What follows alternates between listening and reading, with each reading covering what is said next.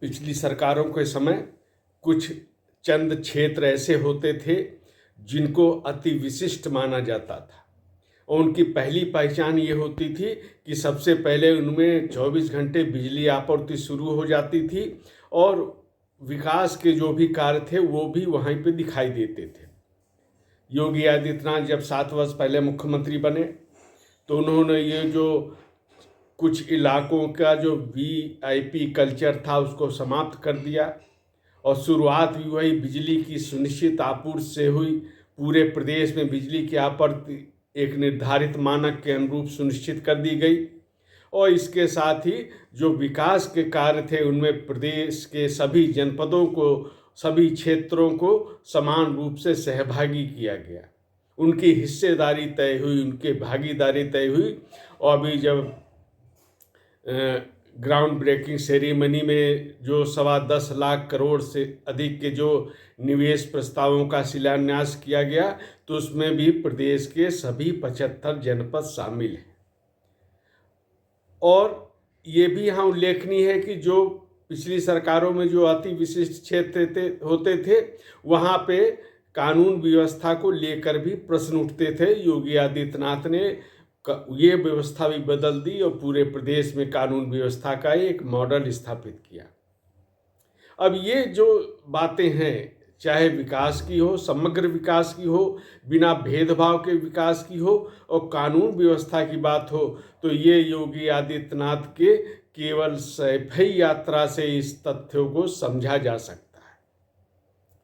योगी आदित्यनाथ उप मुख्यमंत्री ब्रजेश पाठक सैफई पहुँचे थे। यहाँ पर उन्होंने मेडिकल कॉलेज में नवनिर्मित 500 शैय्याओं का सुपर स्पेशलिटी ब्लॉक का लोकार्पण किया और यहीं से वो बातें शुरू हुई कि विकास की और कानून व्यवस्था की। इसके अलावा उन्होंने करीब 150 करोड़ रुपए के अन्य योजनाओं का भी यहाँ पे शुभारंभ किया।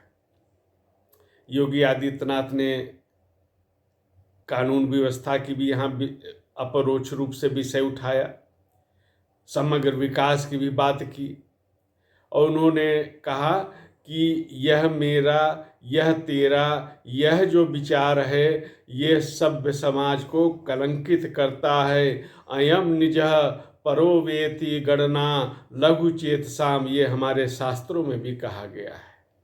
तो उदार चरित्र से ही शासन का संचालन हो सकता है, सुशासन की स्थापना हो सकती है। योगी आदित्यनाथ ने उसको संभव करके दिखाया है। उन्होंने अपना एक संस्मरण सुनाया। 2007 से जिस प्रकार की उन्होंने व्यवस्था की है उसको सब जानते हैं।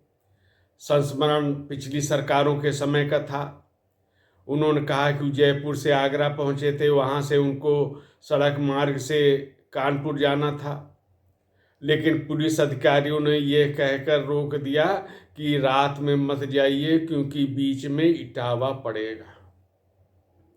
आज की क्या स्थिति है ये भी सब देख रहे हैं।